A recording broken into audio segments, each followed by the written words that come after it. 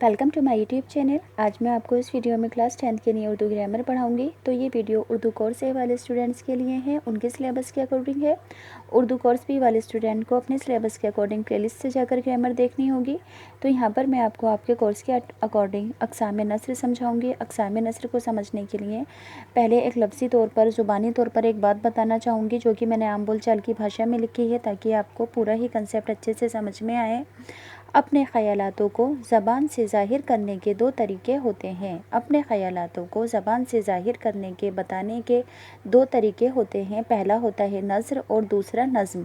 अब इसी बात को आप एग्ज़ाम में किस तरह से लिखोगे, उर्दू लैंग्वेज के अंदर लिखना है, क्योंकि ये तो मैंने आम बोलचाल की भाषा में लिख कर समझाया था। तो आपको लिखना है कि अदबी यानी कि लिटरेचर, अदबी इजहार और अपने तख़य्युलात यानी कि ख़यालातों की तरसील यानी कि इजहार के लिए ज़बान के इस्तेमाल की दो सूरतें हैं। अदबी इजहार और अपने तख़य्युलात की तरसील के लिए ज़बान के इस्तेमाल की दो सूरतें हैं, पहला नस्र और दूसरा नज़्म।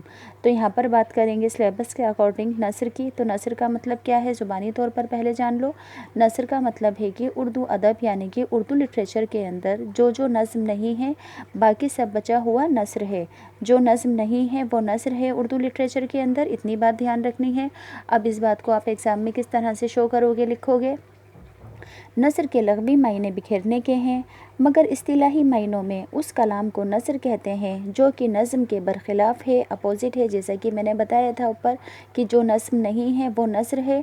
तो यहाँ पर क्या लिखा है कि इस्तिलाही मायनों में उस कलाम को नस्र कहते हैं जो कि नज़्म के बरखिलाफ़ हो। नस्र लिखने वाले को नज़र निगार कहते हैं।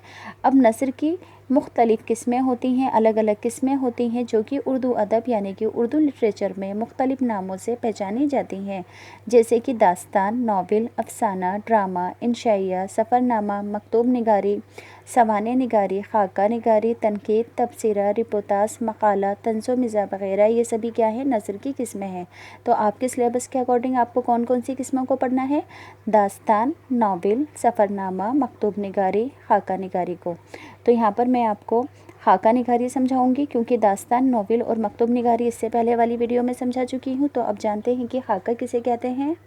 तो यहाँ पर मैं आपको खाके की डेफिनेशन समझाती हूँ कि एग्ज़ाम में कैसे लिखोगे। तो अगर लफ्ज़ी तौर पर बताऊँ तो खाके का मतलब है कि किसी भी इंसान की, किसी भी शख्स की पर्सनैलिटी के बारे में उसकी तस्वीर कशी करके उसे लिखना, यानी कि किसी भी शख्स की तस्वीर कशी लिखने को ही खाका कहते हैं।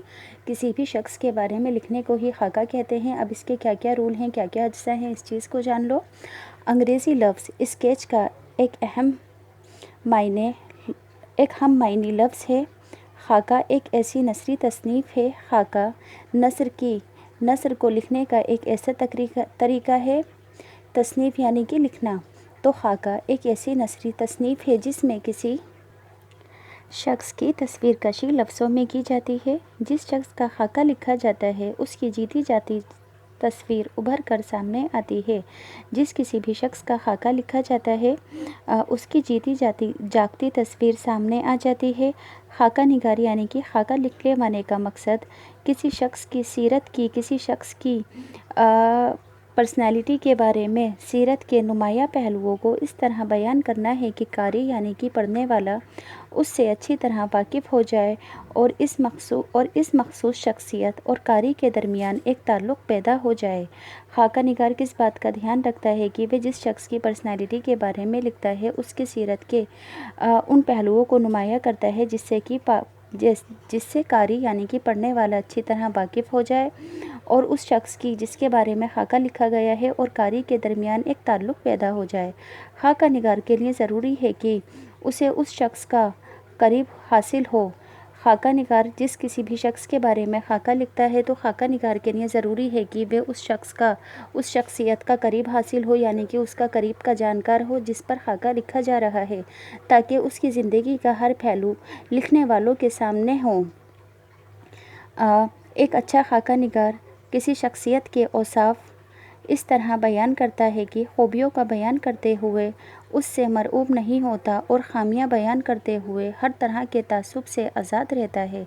खाका निगार यानी कि पार्शलिटी नहीं दिखाता है, दोनों ही चीज़ों को अच्छी तरह से बयान करता है, तासुब नहीं बरतता है लिखते टाइम किसी भी इंसान के बारे में।